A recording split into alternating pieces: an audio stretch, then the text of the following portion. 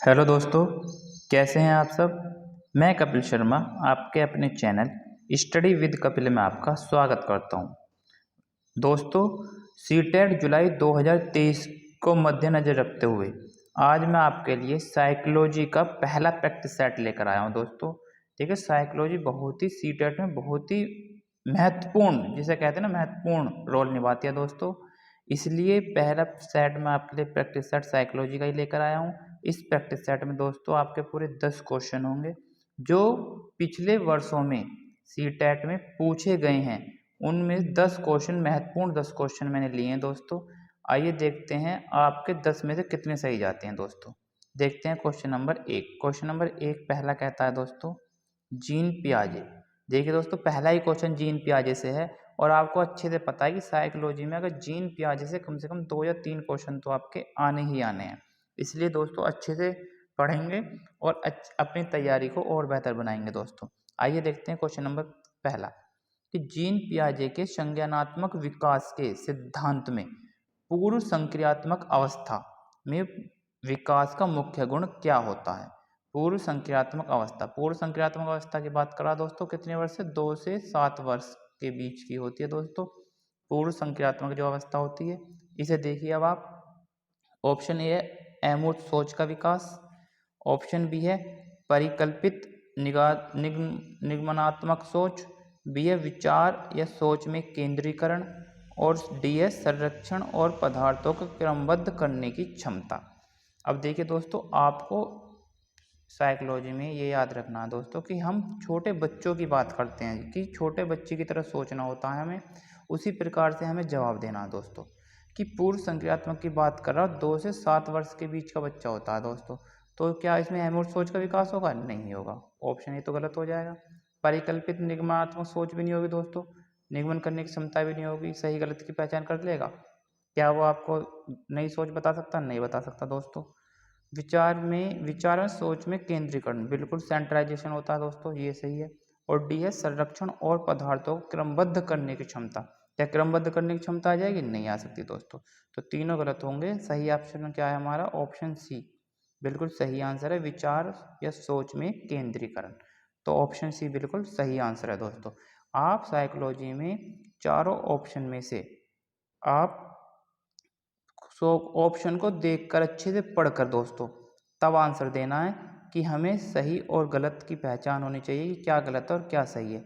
और साइकोलॉजी में दोस्तों हमें 1 से 2 या 2 से 3 ऑप्शन भी ऐसे लगेंगे कि ये सही है या ये सही है, और जो ज़्यादा ही पॉजिटिव होगा, जो ज़्यादा ही हमारा पॉजिटिव आंसर होता है दोस्तों, वही हमारा सही आंसर होता है। इसलिए अच्छे से ध्यान में रखते हुए हमें आंसर लगाना होता है दोस्तों। तो क्वेश्चन नंबर 1 का फर्स्ट क्या हो जाएगा आंसर? ऑप्शन नंबर सी, विचार या सोच में केंद्रीकरण हो जाएगा। ठीक है दोस्तों, आगे चलते हैं। क्वेश्चन नंबर 2 कि एक प्रगतिशील कक्षा में ज्ञान की संरचना के लिए प्रचुर मौके देने चाहिए। बी है विद्यार्थियों को उनके अकादमिक अंकों के आधार पर नामांकित करना चाहिए। सी है अध्यापक को अटल पाठ्यक्रम का पालन करना चाहिए। और डी है विद्यार्थियों में प्रतिस्पर्धा पर बल देना चाहिए। अब आते हैं दोस्तों क्वेश्चन पर कि क्वेश्चन नंबर 2 कहता है एक प्रगतिशील कक्षा, जो हमारी प्रगतिशील कक्षा कैसे हो सकती है दोस्तों। ऑप्शन ए कह रहा है ज्ञान की संरचना के लिए प्रचुर मौके देने चाहिए, बिल्कुल सही बात हो सकता है दोस्तों ऑप्शन ए। अब सेकंड देख लेते हैं कि विद्यार्थियों को उनके अकादमिक अंकों के आधार पर नामांकित करना चाहिए। नहीं दोस्तों, अकादमिक अंकों के आधार पर नामांकित नहीं करेंगे दोस्तों, ये गलत हो जाएगा। ठीक है, कि हमने भाई इसके नंबर इतने तो इसको ऐसे कह दो, इसके नंबर ज़्यादा तो ये अच्छा होगा, ऐसे नहीं करते दोस्तों हम कक्षा में, गलत हो जाएगा, गलत ऑप्शन है। सेकंड है अध्यापक को अटल पाठ्यक्रम का पालन करना चाहिए, ये भी गलत है दोस्तों। अटल नहीं होना चाहिए, हमारा क्या सा पाठ्यक्रम होना चाहिए? लचीला होना चाहिए। कैसा दोस्तों? लचीला पाठ्यक्रम होना चाहिए। ठीक है, तो गलत हो गया। विद्यार्थियों में प्रतिस्पर्धा पर बल देना चाहिए, प्रतिस्पर्धा पर बल नहीं देना चाहिए, हमें कैसे देना चाहिए? सहयोग की भावना होनी चाहिए। कैसे दोस्तों? सहयोग, सहयोग की भावना। तो क्या होगा इसका सही आंसर? तीनों आंसर ऑप्शन तो गलत हो गए, तो ऑप्शन ए बिल्कुल सही आंसर है दोस्तों ए, कि एक प्रगतिशील कक्षा में ज्ञान की संरचना के लिए सॉरी दोस्तों, ज्ञान की संरचना के लिए प्रचुर मौके देने चाहिए, तो ऑप्शन ए बिल्कुल सही आंसर होगा। ठीक है, आशा करता हूँ आपको क्वेश्चन अच्छे लग रहे होंगे और समझ में भी आ रहे होंगे। ठीक है दोस्तों, आगे चलते हैं क्वेश्चन नंबर 3 पर। क्वेश्चन नंबर 3 कहता है कि जीन पियाजे, देखिए फिर एक क्वेश्चन आ गया दोस्तों जीन पियाजे से, कि जीन पियाजे के संज्ञानात्मक विकास के सिद्धांत में संज्ञानात्मक संरचनाओं को के रूप में वर्णित करते हैं। जो संज्ञानात्मक संरचना होती हैं, कनेक्टिविटी होती है दोस्तों, कि किस रूप में वर्णित करते हैं। तो कैसे करेंगे? विकास का समीपस्थ क्षेत्र, बी है उद्दीपक अनुक्रिया सिद्धांत, सी है स्कीमा या मनोबंध, और डी है मनोवैज्ञानिक उपकरणों। तो क्या होगा दोस्तों? जीन पियाजे के अनुसार जीन पियाजे के संज्ञानात्मक विकास के सिद्धांत में संज्ञानात्मक संरचनाओं को किस रूप में वर्णित किया गया दोस्तों? तो विकास का समीपस्थ क्षेत्र नहीं है दोस्तों, गलत है। उद्दीपक अनुक्रिया संबद्ध, ये भी गलत है। स्कीमा और मनोबोध, ये बिल्कुल सही है दोस्तों। स्कीमा और मनोबंध जो है, जो हमारा स्कीमा होता है, सोचते हैं, जहाँ हम स्टोर करते हैं, सोचने की क्षमता होती है दोस्तों, तो ये हमारा बिल्कुल सही है। तो जीन पियाजे के संज्ञानात्मक विकास है, जहाँ भी संज्ञानात्मक आएगा तो आपका स्कीमा से ही ज़्यादातर ऑप्शन सही होता है दोस्तों। तो आप अच्छे से सोच के और जब समझ के जो भी हमें ऑप्शन दिए हुए हैं उनके अनुसार ही हमें आंसर लगाना दोस्तों। तो हम चारों में देंगे कौन सा हमारा बिल्कुल सही है। तो हमारा स्कीमा मनोबंध हमारा बिल्कुल सही होगा, मनोविज्ञानी उपकरण भी हमारा गलत हो जाएगा दोस्तों। सही आंसर क्या होगा? ऑप्शन नंबर सी बिल्कुल सही है। ठीक है, आगे चलते हैं दोस्तों क्वेश्चन नंबर 4 पर। क्वेश्चन नंबर 4 है कि बच्चों के विकास की व्यक्तिगत विभिन्नताओं को किस पर प्रतिरोपित किया जा सकता है? जो बच्चों के विकास की व्यक्तिगत विभिन्नताएं होती है, किस पर हम प्रतिरोपित किया जा सकता है दोस्तों? केवल आनुवांशिकता पर, बी है ना आनुवांशिकता पर ना पर्यावरण पर, सी है आनुवांशिकता एवं पर्यावरण की पारस्परिकता पर, और डी है केवल पर्यावरण पर। तो क्या हो जाएगा दोस्तों?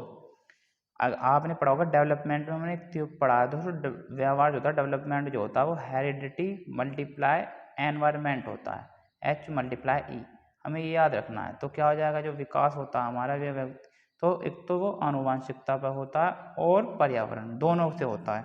तो सही आंसर क्या हो जाएगा दोस्तों? आनुवांशिकता एवं पर्यावरण की पारस्परिकता पर हो जाएगा। बिल्कुल सही आंसर है, सी इज द राइट आंसर। तो बच्चों की विकास की व्यक्तिगत विभिन्नताओं को किस पर प्रतिरोपित किया जा सकता है दोस्तों? आनुवांशिकता एवं पर्यावरण की पारस्परिकता पर किया जा सकता है। डी इक्वल्स टू क्या होता है? Development equals to heredity multiply environment, H multiply E आपको याद रखना है, सही आएंगे आपके आंसर। ठीक है दोस्तों, आगे चलते हैं क्वेश्चन नंबर 5।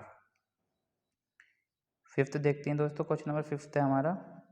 क्वेश्चन नंबर 5 देखिए कि विविध पृष्ठभूमियों के अधिगमकर्ताओं को संबोधित करने हेतु एक अध्यापक को विविध विन्यासों से उदाहरण लेने चाहिए।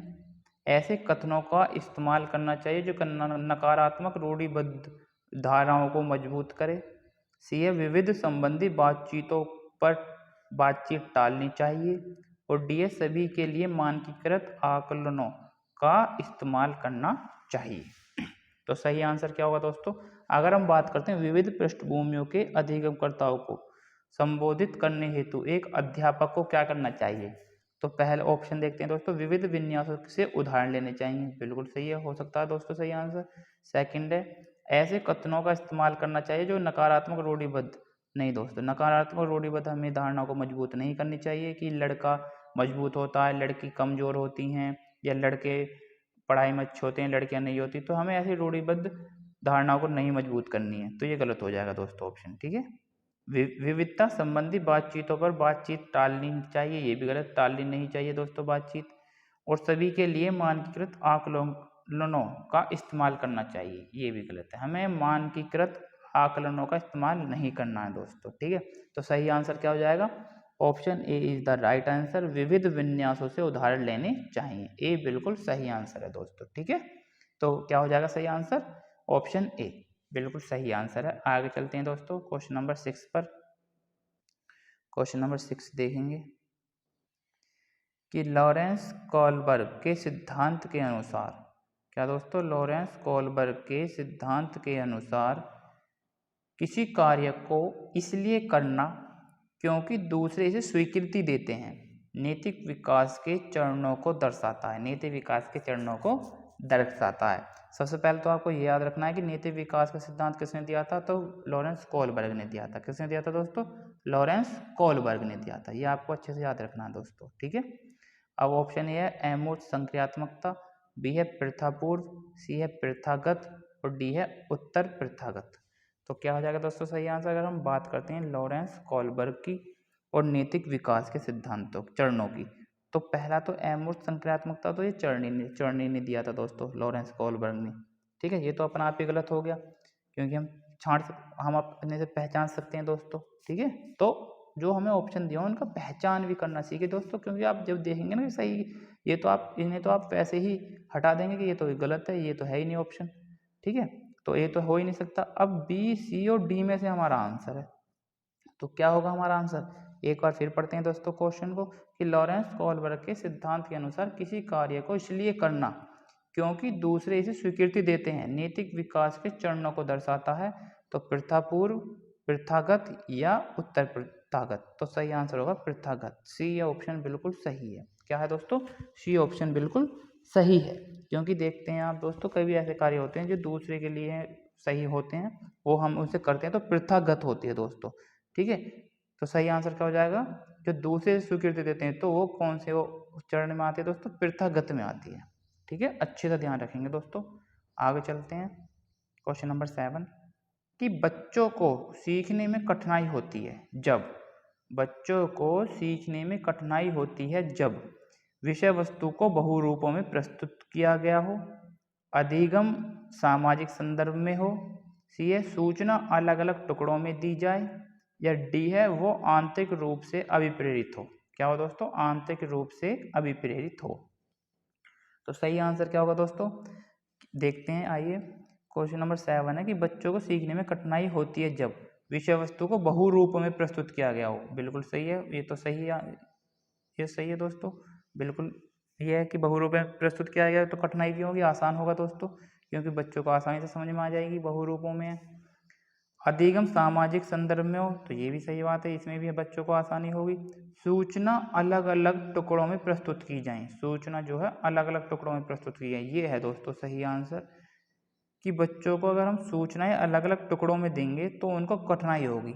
अगर हम सूचनाओं को एक साथ जोड़कर, एक साथ एक के बाद एक स्टेप बाय स्टेप उनको देंगे तो इनको आसानी होगी दोस्तों, उनको बताए जाएंगे। और अलग अलग टुकड़ों में दे दी, एक चीज़ यहाँ आपको दे दी, कोई आपने प्रॉब्लम सॉल्विंग दे दिया है और कुछ सामान उनको दिया नहीं है दोस्तों, तो क्या करेंगे बच्चे? अलग अलग चीज़ हैं टुकड़ों में, कोई चीज़ वहाँ से लेंगे तो उनको क्या होगी? कठिनाई महसूस होगी दोस्तों, ठीक है। और अगर हम इनको एक साथ सहयोग करेंगे और इनको हम एक साथ चीज़ स्टेप बाय स्टेप सिखाएंगे दोस्तों, तो इनको क्या होती है? आसानी होती है, ठीक है।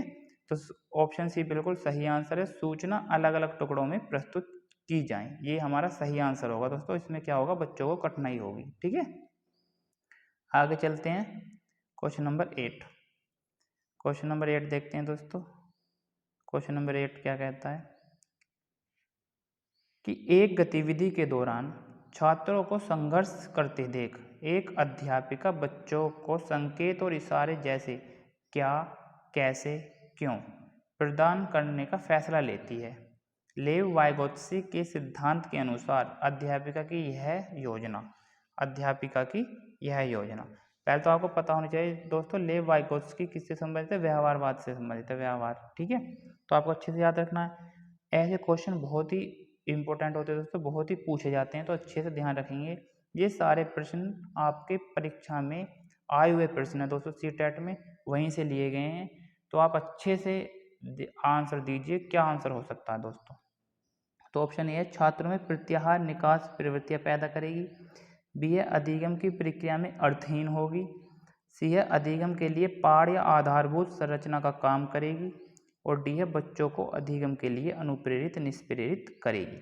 तो क्या होगा दोस्तों सही आंसर?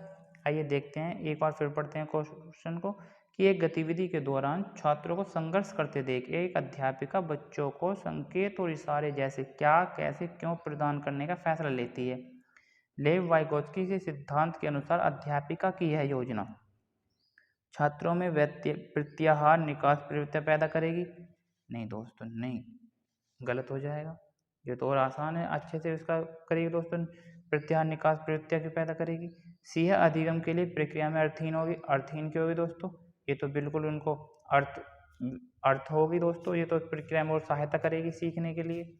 अधिगम के लिए पाठ या आधारभूत संरचना का काम करेगी, ये हो सकता है दोस्तों सी आंसर। डी है बच्चों को अधिगम के लिए अनुप्रेरित निष्प्रेरित करेगी, नहीं दोस्तों ये भी गलत हो जाएगा। तो सही आंसर क्या है, ऑप्शन नंबर सी।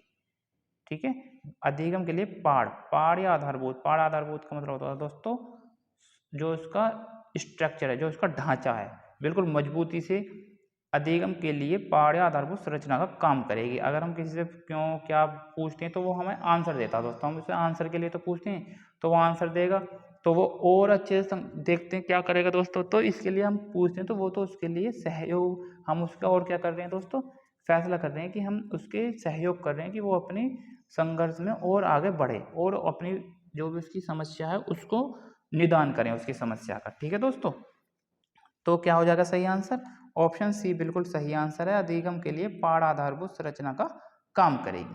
ठीक है, आगे चलते हैं दोस्तों क्वेश्चन नंबर 9 पर। क्वेश्चन नंबर 9 देखते हैं दोस्तों, क्वेश्चन नंबर 9 क्या कहता है।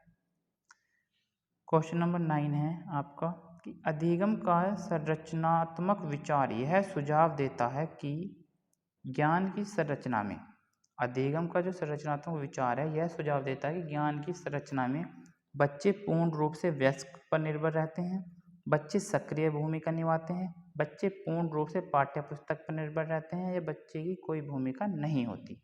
तो क्या हो जाएगा दोस्तों सही आंसर, देखिए आइए देखते हैं क्वेश्चन को कि अधिगम का संरचनात्मक विचार यह सुझाव देता है कि ज्ञान की संरचना में बच्चे पूर्ण रूप से वयस्क पर निर्भर रहते हैं। गलत है दोस्तों, वयस्क पर निर्भर नहीं रहते, पूर्ण रूप से नहीं रहते दोस्तों, बच्चे सक्रिय भूमिका निभाते हैं, ये सही है दोस्तों, क्योंकि संरचनात्मक विचार की बात हो रही है, क्रिएटिविटिज्म की बात हो रही है दोस्तों। तो बच्चे पूर्ण रूप से पाठ्य पुस्तक पर निर्भर रहते हैं, ये भी गलत है, और बच्चों की कोई भूमिका नहीं होती, बच्चों की तो भूमिका होती है दोस्तों क्रिएटिविटी में, और किसकी होती है, तो ऑप्शन ए बिल्कुल सही है कि बच्चे सक्रिय भूमिका निभाते हैं, बी बिल्कुल सही आंसर है, बच्चे सक्रिय भूमिका निभाते हैं दोस्तों। ठीक है, आगे देखते हैं क्वेश्चन नंबर 9। क्वेश्चन नंबर 9 देखते हैं दोस्तों, सॉरी क्वेश्चन नंबर 9 हो गया, क्वेश्चन नंबर 10, और ये हमारी प्रैक्टिस सेट का आज का अंतिम प्रश्न है दोस्तों, अच्छे से देखेंगे। आइए देखते हैं क्वेश्चन नंबर 10। जन्म से किशोरावस्था तक बच्चों में विकास किस क्रम में होता है, बच्चों में जो विकास है वो किस क्रम में होता है दोस्तों, मूर्त, अमूर्त और सांवेदिक, अमूर्त, सांवेदिक और मूर्त, सांवेदिक, मूर्त और अमूर्त, और सांवेदिक, अमूर्त और मूर्त।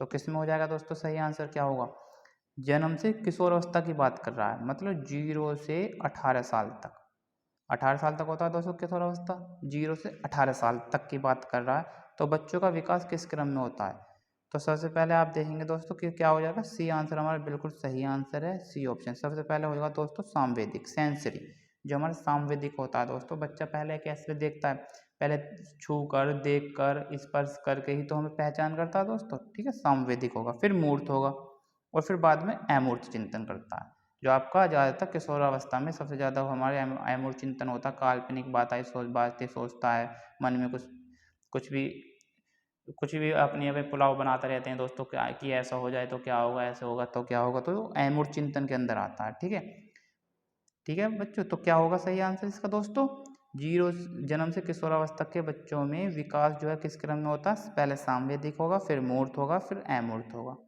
ठीक है दोस्तों, सी ऑप्शन बिल्कुल सही आंसर है। आशा करता हूँ कि वीडियो आपको अच्छा लगा होगा दोस्तों, ऐसी प्रैक्टिस सेट मैं आपके लिए लाता रहूँगा दोस्तों। जिसने दोस्तों ने मेरे चैनल सब्सक्राइब नहीं किया है, पहले उस चैनल को सब्सक्राइब करें और बेल आइकन को भी प्रेस करें, जिससे कि आने वाले वीडियो का नोटिफिकेशन आपको मिल सके दोस्तों। ठीक है, कमेंट बॉक्स में कमेंट जरूर कीजिए कि 10 में से आपके कितने क्वेश्चन सही कर पा रहे हैं दोस्तों। ऐसे ही प्रैक्टिस सेट में दोस्तों आपके लिए लाता रहूँगा। मिलते हैं नई प्रैक्टिस सेट के साथ दोस्तों, धन्यवाद।